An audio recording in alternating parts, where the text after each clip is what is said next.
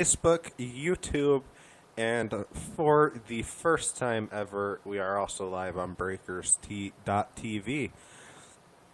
All right, so we're going to let some more people get in. We just have a couple more seconds here. I hope everybody is having a great day. So there we go. Chat is on, so now you can see people chatting, and we are good to go. All right, guys. So, as you guys on my Facebook know, I started off today by streaming the Save Our Children protest. So that is going to be our first story. So today we start off talking about the Save Our Children protest that took place in dozens of cities across America and has plans to repeat itself in a big way next week. Before the protest had even started, I had a great first story from the local protest here in Buffalo, New York. I was speaking with the first speaker who canceled right before I started my first stream. At the event, little did I know, two more would follow. Hi, Terry. The first speaker to cancel was from the International Institute of Buffalo. She told me she canceled because she was nervous to speak in front of a crowd, and she was worried they wouldn't react well to what she said due to a political climate that seemed to have been created. This is the pamphlet she gave me. So they help, what the International Institute of Buffalo does is they help survivors. They offer all kinds of support services and stuff. She told me to reach out to them if I want to follow a story, and they would talk to me and tell me a little about what they do, so I'm going to do that next week. All right. Not even 10 minutes after streaming, the organizer, I believe, she walked up to me and asked me to kill the stream real quick so we could talk. She asked me not to film the speakers as they did not wish to be filmed, and admittedly, I was kind of difficult because you guys know me, especially those of you guys that have been here since day one. My First Amendment right protects me to film in public places. Later, I was messaged on Facebook, though, in response to the cancellation of the speakers. And this is important, so I want to read this statement to you word for word right now. The event was supposed to be non-political, non-denominational, supportive of all creeds. There were few participants who were there that did not respect the oath we set out and thus made the speakers uncomfortable to be aligned with them. They felt that certain narratives would be attributed to their organizations and it would negatively impact their mission and their ability to help victims. I invited them to talk, to help educate the public about what they offer in Western New York and how the community can get involved, but I had no intentions of making them speak in a situation that made them uncomfortable. It was not so much that you were videotaping, but the fact of the matter is they were not comfortable being aligned with the crowd, where some of the messages were not reporting factual information. I was disappointed that few rogue participants made the event less impactful because the organizations do some amazing things locally to help victims and provide them with resources and services. Their pamphlets and flyers were distributed, though, and I'm happy that we could at least share what they do with those interested in volunteering to guide them in some new direction. Our message was to create unity, to raise awareness on an issue that affects children worldwide, to provide education and support services. Despite some people not following the guidelines, I still think the message came through and it was positive and a peaceful gathering. And you know what? I think the overall message was peaceful as well. I can agree with that, especially once we started marching. I think his name was Pete Harding. I thought he did an excellent job. I might not agree with everything politically, as everyone there, obviously. Just like I don't agree with a lot of you guys on my Facebook and everything politically. It just is what it is. I think why balance is important. I think it's important we have that dialogue, and if people from different ideologies can get behind the same cause, I think that's a powerful thing, and that's something we should embrace, and we shouldn't shove it away. But all right, so now we get to our second story. It's the development in the Jeffrey Epstein and Ghislaine Maxwell investigations. Ghislaine Maxwell's lawyers are pleading with the judge not to let the cat out of the bag by unsealing a trove of potentially embarrassing documents from her case against Virginia Roberts Gauthier. Maxwell's legal team says her chance of a fair trial could be destroyed if the deposition she gave in 2016 was publicly released. The documents contain intimate, sensitive, and personal information about Maxwell, which would spread like wildfire across the internet, her lawyer said on a Thursday night following. Maxwell was charged in July in the Southern District of New York with 4 counts of sexual trafficking of a minor to allegedly recruiting and grooming girls between 1994 and 1997 for Epstein to abuse.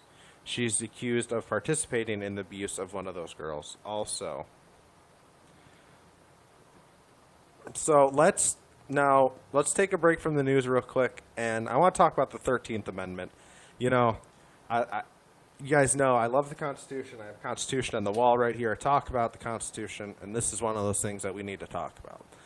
So, the 13th Amendment, which was ratified on December of 1865, it says this, in Section 1, neither slavery nor involuntary servitude, except as a punishment for a crime wherefore the party shall have been duly convicted, shall exist within the United States or any place subject to jurisdiction. Section 2, Congress shall have power to enforce this article by appropriate legislation. So, slavery is illegal as long as you don't commit a crime. I mean, that's what it says, basically. And, you know, that's the loophole that allows these prisoners to work for way less than minimum wage. And I get it. To the counter argument is, look, they live there rent free. But I mean, look at the conditions they have to live in. It's not a fun place to be. So I just think that's something we need to look at. Maybe it's something we need to close up. I don't like the idea that people could possibly work for free.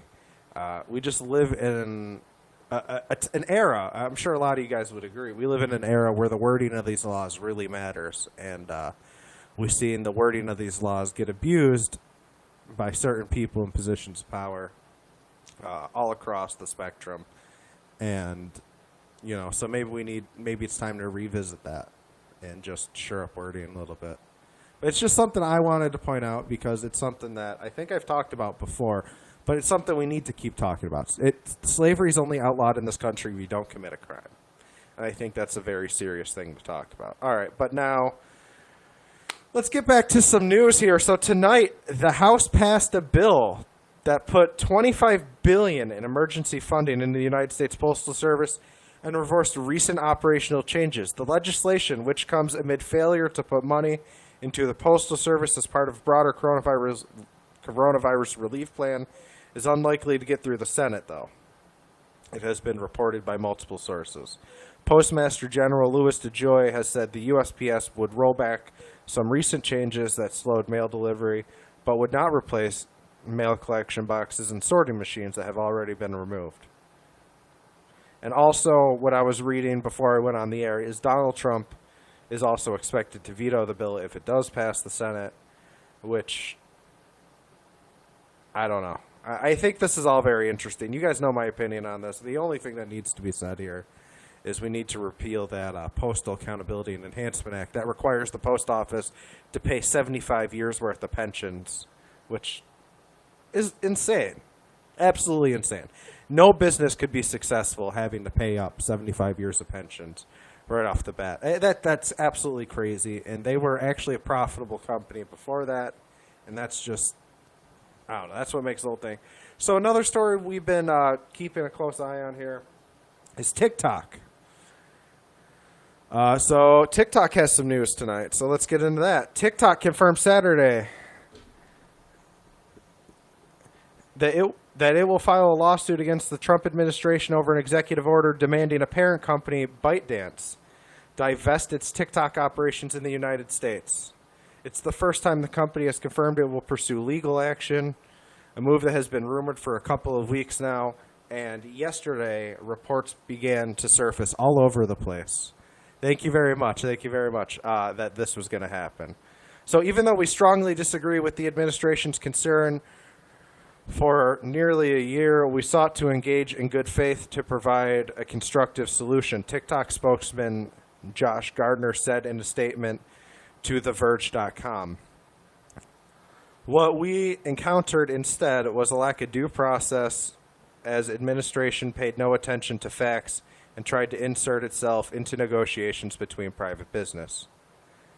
To ensure that the rule of law is not discarded and our company and users are treated fairly, we have no choice but to challenge the executive order through the judicial system, said Gardner. President Trump signed an executive order August 6th blocking all transactions with ByteDance in an effort to address the national emergency with respect to information and communication technology supply chain. The order invoked the International Emergency Economic Powers Act, an unusual move that casts TikTok's continued operation within the United States as a national emergency. The order was intended to take effect within 45 days, but then on August 14th, President Trump signed another executive order. This time gave ByteDance 90 days to sell or spin off TikTok in the United States. So let me get some water here. So, yeah. So as we know, TikTok's been in some hot water. Now they're expected to go to court over this. This whole situation is, you guys know, we've been watching it carefully if you've been watching my streams on Facebook, and this is something I'm interested in following, because what happens? How much money will TikTok go for if it hits the market? That's what I'm interested in. I think Instagram went for $7.5 million. TikTok is what grew hundreds of millions of users this year alone. I think TikTok could possibly be 10 billion plus range if it goes for sale. Of course, that depends on everything with the lawsuit and everything else. So now I want to talk about something on a lighter note, guys. I want to close out with what was my original message from the first night of protest for those of you guys that were there with me that first night of protest on Facebook. If you guys remember, I had two very simple messages. Number one, love one another even if you disagree with each other. And number two, peace is possible and peace will be reached. Peace can only be reached if we are united. Through and united, we have to listen to one another and love one another. We will not agree on everything. In some cases, we might not even agree on most things. But when you talk it out, you will find common ground. And I believe this because I've been doing it in person every day. Every day at protests, every day when I talk to people that disagree with me, guys, we find common ground. Those who have hate in their hearts just need more love and compassion. That's what you guys need to understand. You treat them with love and compassion, and you will break through. And the most important thing, kids watch us as adults every day, in person and on the internet. It's important, while there might be a lot of nonsense in the world, we take it upon ourselves to set the example for future generations. That is why I am personally fighting for changes in the education system, and why I am all for reallocating funds from militarizing the police to building community centers for our children so they have safe places to play, learn, and maybe most important thing of all, socialize. A sense of community and friends is more powerful than I think a lot of people here will ever understand. So I just want to, treat everybody with love, guys. I think love is the most important thing, and peace. And, I do my best to not, add fuel to the fire a lot of the times when nasty things are being said, as you guys know. But I'm not a perfect person, obviously. I say things, and you guys that watch my protest live streams probably see it more often than people that just watch the fast news. But I just, treat everybody how you want to be treated, guys. If you're on YouTube, Facebook, or if you're on YouTube, like, subscribe, hit the bell notification. If you're on breakers.tv, thank you very much. This is my first time ever streaming. For you guys, Facebook guys, you guys are loyal, and you guys have always showed up, and I appreciate you guys very much. And I love all of you. You are all great.